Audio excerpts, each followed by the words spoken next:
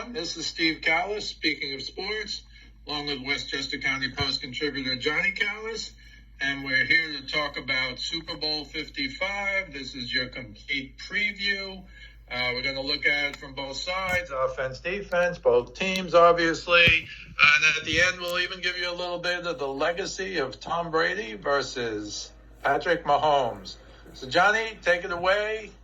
Tell me what's going on, what you're thinking, who you like. What's your analysis?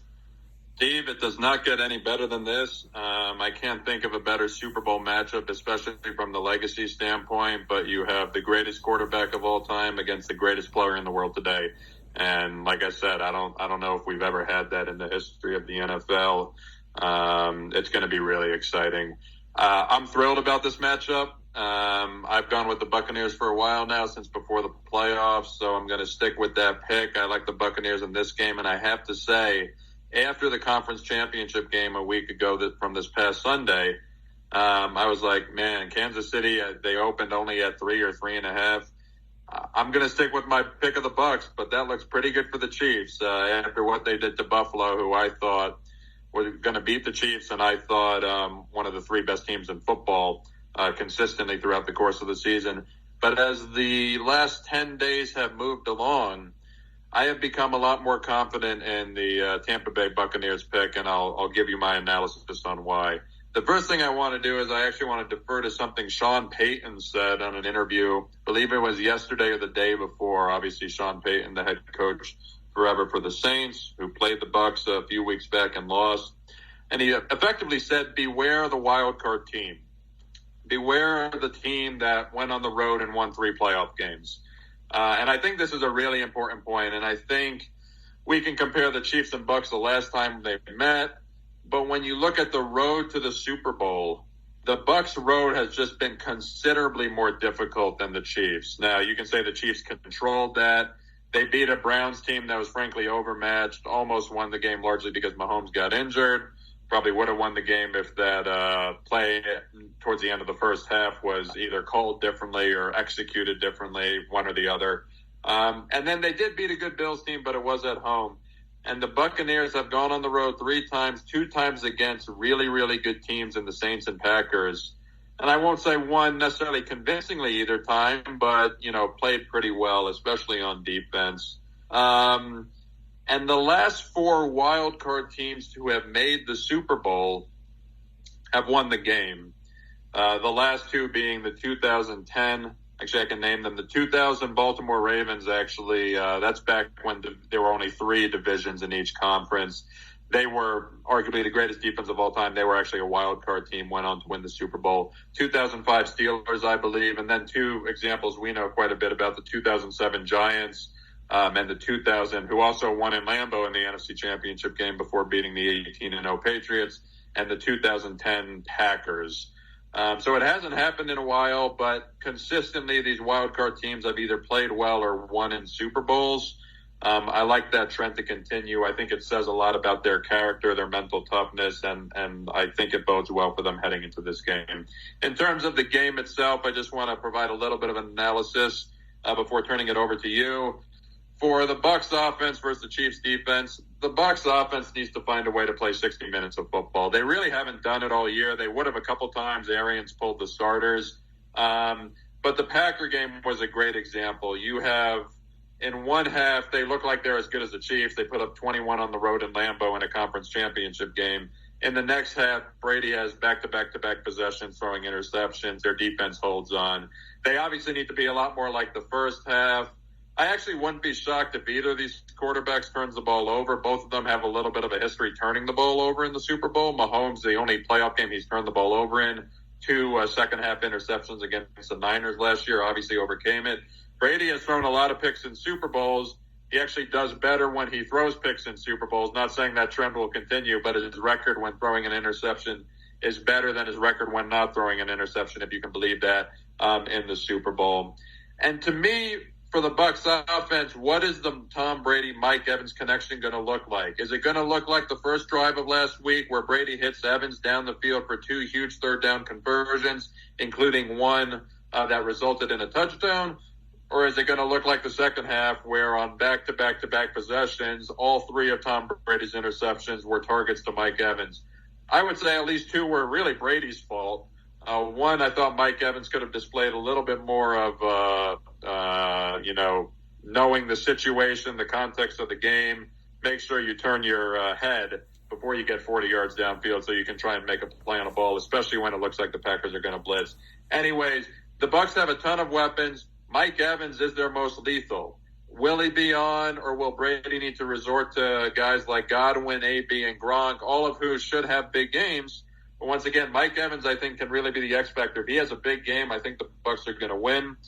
And then the other thing is time of possession, right? So against the one playoff game Patrick Mahomes has lost, Tom Brady and the Patriots had the ball for over 40 minutes. Yes, it was an overtime game, but they had the ball for over 40 minutes. When these two teams met back in Week 12, the Chiefs had the ball for 37 minutes. I don't know how the heck you're going to beat the Kansas City Chiefs with their offensive firepower when you have the ball for 23 minutes, almost 15 minutes less than they have the ball for. So I appreciate, and they proved a lot of people wrong. I'd say they semi-proved me wrong because I didn't mind the bombs away approach. I just thought they had to add some motion, play action, give Brady some options in the flat, which they've done for it to work. The problem with the bombs away approach, and we even saw this against the Packers last week, is you score in an instant. Now, that's a really good problem to have, but I think you need to establish maybe with playoff Lenny, as they're calling Leonard Fournette now, who has come up huge, especially in the Washington and New Orleans games, and could come up huge again. Had one great run against Green Bay that I think we all remember. I think they need to control the time of possession a little bit. So I'm not saying don't take deep shots downfield. They should keep to their identity, but you need to mix in a little time of possession or else you're going to have some real problems. On the Chiefs defense, I think it's a very underrated unit. I've heard people refer, the Bucs have this really great defense. Look what Tom Brady and the Bucs offense has to go up against. It's not exactly, the greatest defense in football. It's not the best defense in football, but these guys are good, and Spags has them playing at a pretty high level. I watched that Buffalo game like you did. I thought Josh Allen reverted back to some of old Josh Allen in the playoffs, but they showed the overview of some of these plays where he's trying to force balls into windows. Nobody's open. So I think Kansas City's coverage unit has come a long way. The two biggest playmakers, Chris Jones and Matthew, are huge. Matthew, I wouldn't call him Ed Reed, obviously. Ed Reed's arguably the greatest safety of all time, but he has those instincts as good as anybody in football today. And Chris Jones can get interior pressure, which is obviously the type of pressure that really bothers Brady. So I think the Bucs will score, but I'm really interested to see how much separation guys on the outside are going to get, because the Bills have some good receivers. I'm not saying as a group as talented as the Bucs, but the Bills have some good receivers, and they could not get separation. Do you want me to turn it over to you, or should I do my Chiefs offense-defense analysis, because I've gone on for a little bit? Well, I'll go for a little bit. As you alluded to, Tom Brady is the only person to beat Patrick Mahomes, the only quarterback to beat Patrick Mahomes in the playoffs, which is pretty interesting. Well, you'll talk about the legacy at the end. I want to focus a little bit on the injuries. We're taping this Thursday afternoon. AB seems better. Seems like he's going to play. Wingfield seems better. David seems better.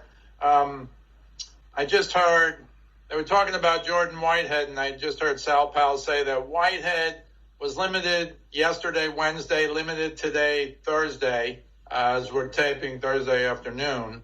And he's still wearing that black no contact, don't touch me jersey. So one would think they're just being extra careful.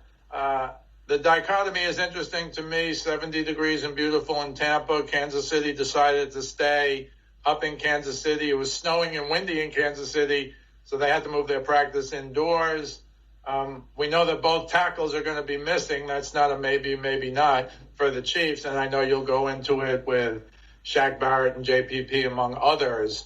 But Andy Reid being Andy Reid, terrific off a bye week. He's got a bye week now. I'm leaning towards the Chiefs. We'll make a pick before the end of this.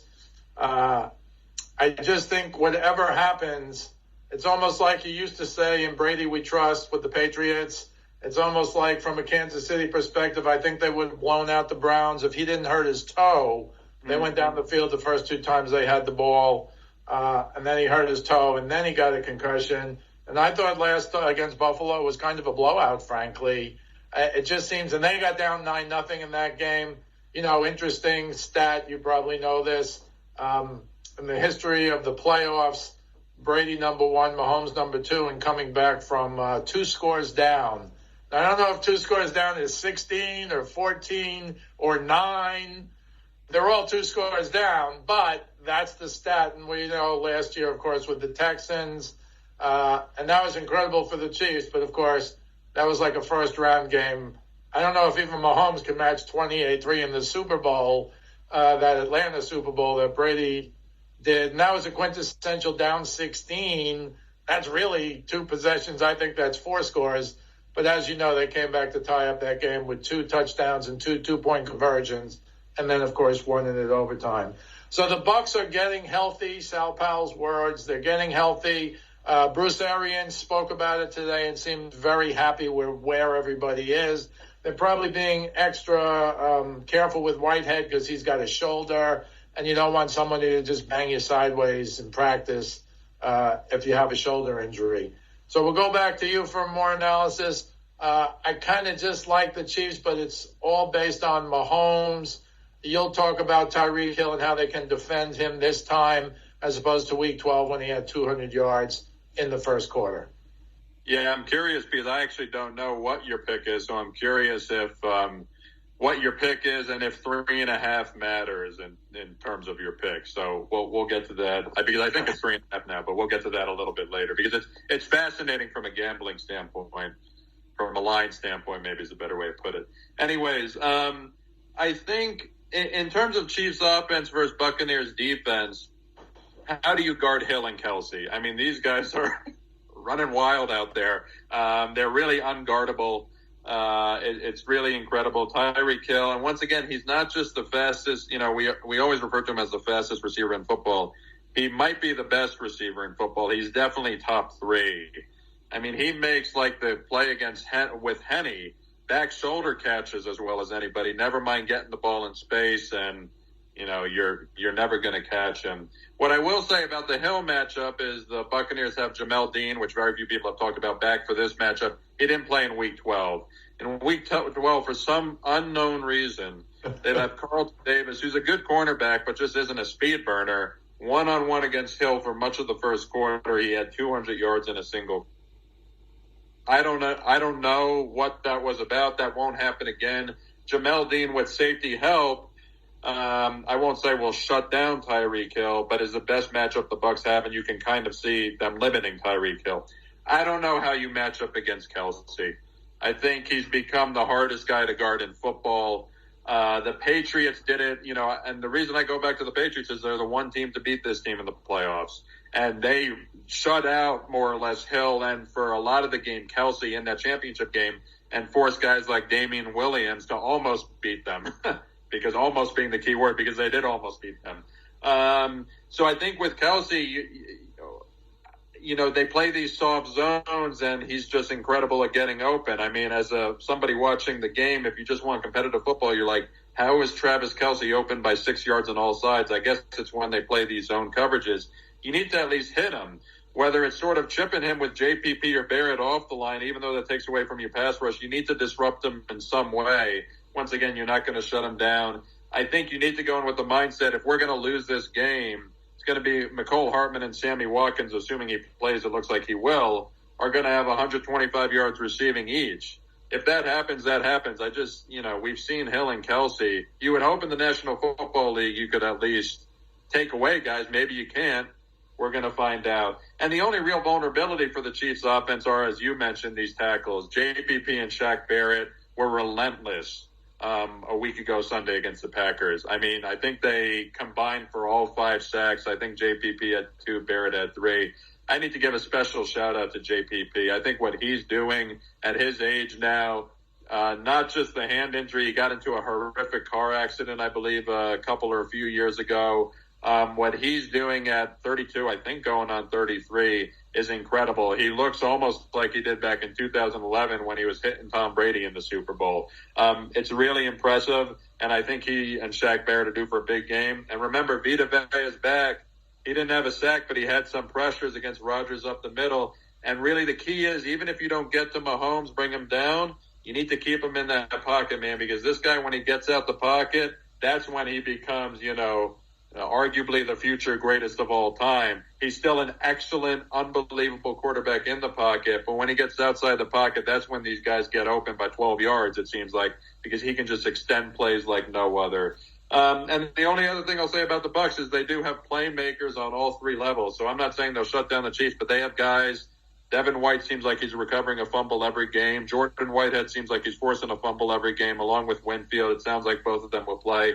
Murphy Bunting might have an interception in all three playoff games, at least two of the playoff games, all three.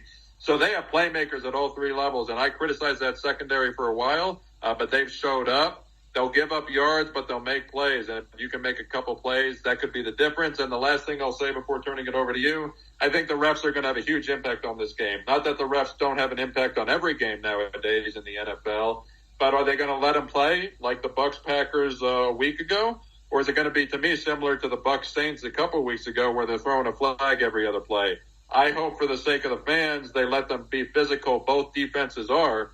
But that's going to be huge if you have some, early holding penalties that'll allow receivers on both teams to get wide open, because then the offenses are going to have a field day. Yeah, I will say, going back to the Packer game, Bakhtiari, who was out for the season, a great left tackle. They stopped the Rams, but as you pointed out, the Rams, Aaron Donald, mostly inside stuff. And that was one of the big reasons the Packers lost that game, because they had no Bakhtiari, and JPP and Shaq Barrett went wild. And it might be similar, you could argue, because both of the starting tackles are gone for Kansas City. Yeah. The other thing I do want to point out, this is a pro Tampa Bay stat, and you'll love this stat, I'm sure. So in the last 5 seasons, the 3 running backs who have caught the most passes in the playoffs for first downs are James White with 8, Leonard Fournette this year with 7, and James White I forget the exact years, you probably know them for James White, of course, all thrown to by Tom Brady. So Fournette, who I don't view to be James White, but he still has one more game, and that's a big key. If you can hit your guy out of the backfield, which means there's good coverage downfield and maybe a good pass rush on you, but you got to think Spagnuolo is going to do something. Either if they can get it with 4, fine. If not, you got to think he's going to bring 5. I think Fournette is a bigger key than I thought because of that stat, to have more than 2 first downs a day out of a game out of the backfield in the playoffs, with 1 game still to go, so he can catch James White. But again, that just shows you another, element of Tom Brady's game that they don't really talk about. I'm still kind of basing my pick of the Chiefs. 3 or 3.5 doesn't make a difference to me, because I just think Mahomes is the best player in the NFL now. He is the best quarterback on earth now, not the best of all time, but he can quickly climb that ladder. I'll leave it to you for legacy in a couple of minutes. But just the fact that apparently his toe is 100%, he was pretty good, but not 100% against the Bills. And if he's 100%, he's the one guy I think who can deal. I'm not talking about like Lamar Jackson deal, just deal mentally and the ability to do enough to stop mid-step and throw a pass down the field, to find Kelsey open, as you pointed out, who has the greatest knack ever. I think he now has, I don't know his exact number, but it's the most by a tight end in history. I don't know if you consider really Kelsey and even Gronk back in the day. These guys split out and they're almost like big wide receivers. So I don't know if they make the stats specifically to when he lines up as a tight end or not. And while you're talking about the greatest quarterback of all time, with the greatest quarterback right now, I think you can put that in with tight ends too. Gronk might very well be the greatest tight end of all time, and Kelsey right now is the best tight end. I think that's undisputed as well. And at the end of their careers, it's interesting. I don't know if you knew this, Johnny. I didn't. Kelsey and Gronk are the same age. They're both 31 years old, and Kelsey's now at his peak. and Gronk, who is a great blocking tight end. But I still think they might throw him some more 50-50 balls because you're right, he can't get separation. I think Brady knows that. They had a joking back and forth about it. But I think Gronk is going to play a factor in this game as well. I still think there's too many weapons. I'll go back to the Seahawks-Patriots game, which they, in my opinion, should have lost. But it was because Matthews, who nobody had ever heard of, the 6'5" wide receiver, had 5 or 6 catches that really hurt. If the Patriots lost that game, it wouldn't have been because, Lynch ran for a touchdown at the end of the game as opposed to Butler making the greatest play in Super Bowl history. It would have been because Matthews had made some incredible plays. But when you go to Mecole Hardman and Sammy Watkins, these guys are number 2s, maybe number 1s even on a ton of teams. So I just don't think there's going to be enough to stop. I'm going to go Kansas City 31, Tampa Bay 24. I understand the defenses are both very good, but they're facing, again, the greatest quarterback ever, who's got more weapons than he's had maybe in his whole career, against the modern-day best quarterback now, who's only known great weapons. And we'll have to see if later in his career he loses some of those weapons, if he can be as good. Because Tom Brady is still the quarterback to me who has done more with less than anybody. And that, to me, as much as the 6 Super Bowls, is why he's the GOAT. So give me your thoughts on the game, a score if you want, or just a pick if you want. I've seen 3 at FanDuel, but 3.5 at DraftKings. So it's been kind of split now, but it's somewhere in that range. And it really didn't move if it moved a half a point. And I know you'll tell me it's a big half a point, which it is, because it might very well be a field goal game. But that's what I got. Kansas City 31, Tampa Bay 24. I actually haven't thought about score. I'm going Tampa Bay to win and obviously cover, but I'll go for a little bit of a drama. I'll go 37-31 in overtime. Tampa Bay wins. Scoring a touchdown. The coin toss goes in Brady's favor again, and Mahomes doesn't see the ball. We'll see. I literally just came up with that. I like that. I think it's the same score as 2018 AFC Championship games, so maybe that's where I got it from. So in terms, just a great point on Gronk and Kelsey, because Kelsey's probably, frankly, closer to passing Gronk, not that he's there yet, than obviously Mahomes to Brady. Kelsey, forget exactly why. He was either drafted late or developed late as a player. I don't exactly remember what happened, but he, if he has a couple more seasons like this, you can definitely, and especially if they win another Super Bowl or 2 in that time, you can definitely make a case for him as the greatest tight end of all time. I think that's still Gronk. I think Kelsey's obviously more impactful, especially in the receiving game now. There's no question about that. I wouldn't be surprised if Gronk, I think, breaks that touchdown record, Brady to Gronk in the playoffs. I think they're tied, I believe, with Montana to Rice. I'm not totally sure about that. I wouldn't be surprised if that happens. I look for Gronk to, once again, maybe not have a high volume of catches, but if you tell me he has 3 catches for 35 yards, a touchdown, all 3 are first down conversions, that's huge, especially when you're looking at that team. Just real quick final thoughts on the legacy. Obviously, this is a huge legacy game. If Brady wins, he gets to 7, having beaten Mahomes as a 43-year-old on a new team in the middle of a pandemic. I don't really see how Mahomes overcomes that. If Mahomes wins, he gets to 2. He ties it against Brady. I know people will say I'm biased towards Brady. You know, you're comparing guys who played against each other the first time when Brady was 41. We do need to contextualize that. I actually think Brady gets the benefit of the doubt. I don't care if people tell me that I'm wrong or I'm biased. Everything he does, if he has a terrible game this weekend, I'm going to say he's 43. What do you expect? Because he's 43. It's really unimaginable. The notion that a 43-year-old can compete with the greatest quarterback currently in Patrick Mahomes, it really blows your mind when you step back and think about it. I will say, even if Mahomes wins, he does get closer to Brady, and that path is there for him. I heard, and they'll probably be favored over everybody else next year to be the first team to ever win 3 Super Bowls in a row. I still think the standard that Brady has set, not that Mahomes needs to go to a different team at 43 in the middle of a pandemic and take him to the Super Bowl, but the standard Brady has set is being able to win with generations of receivers, generations of tight ends, now different teams. He answered all the questions when he went to Tampa. I don't care what happens this Sunday. He's at 43. He showed he can win without Belichick, without a bye, without, the Patriot system, etc.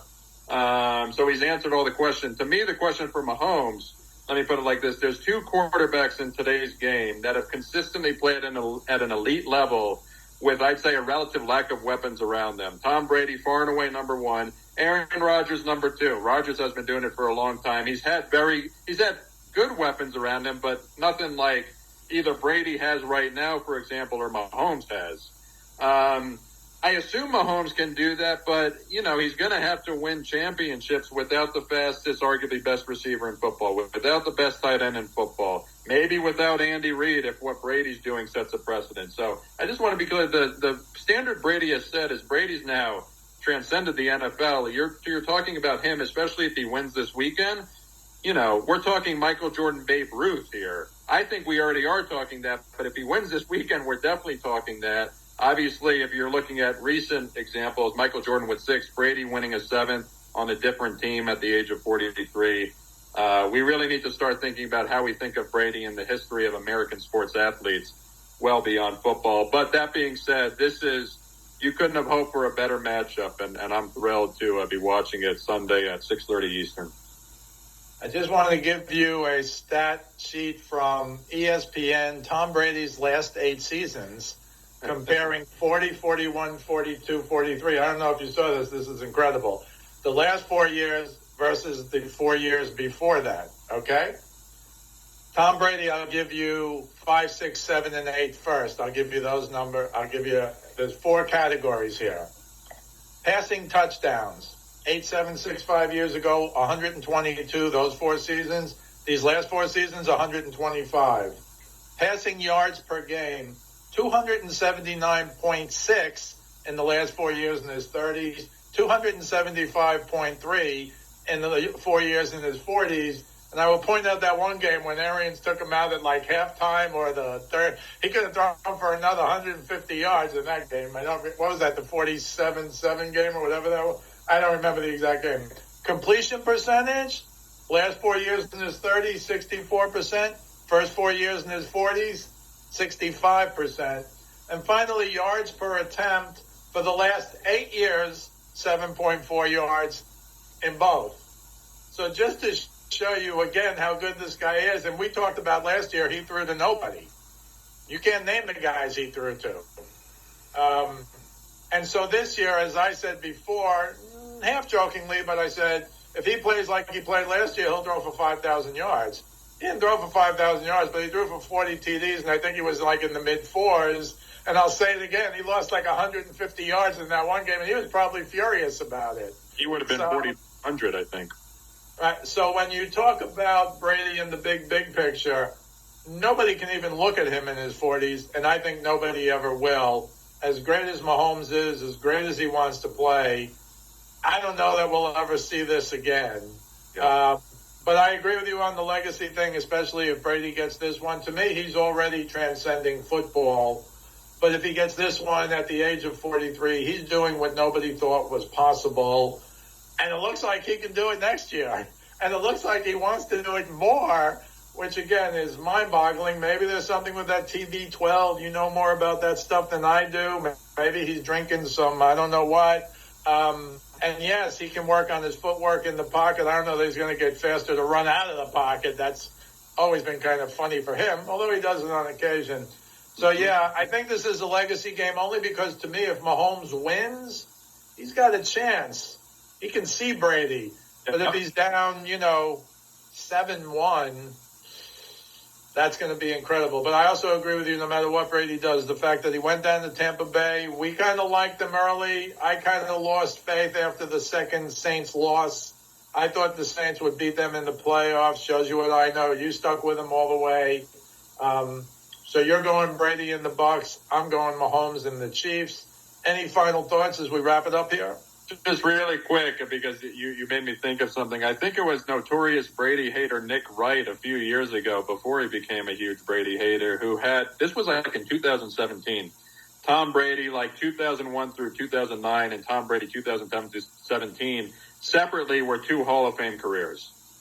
I think now you can make the case, especially if they win today, you might be able to split Brady's career in 3 and have 3 Hall of Fame careers. And you might be able to split his career in 2 and say both of these guys are the greatest quarterbacks of all time. If he wins this weekend, I mean. So, but that being said, if Patrick Mahomes wins this game, the path is there, because he doesn't just have the offensive statistical production, which he's going to blow everyone out of the water, assuming that he stays healthy for the next 12 to 15 years. He has that it factor, fourth quarter of big games. I always say, to me, last Super Bowl was more impressive than 24-0 at home against an overmatched Texans team, against a really good defense after throwing 2 interceptions. I thought it was incredibly impressive what he showed as a second-year starter in the NFL to lead his team back against an elite defense. That I'll always hold as his crowning achievement so far. I don't care how many touchdowns he throws for against Houston at home in the divisional round. So he has that it factor.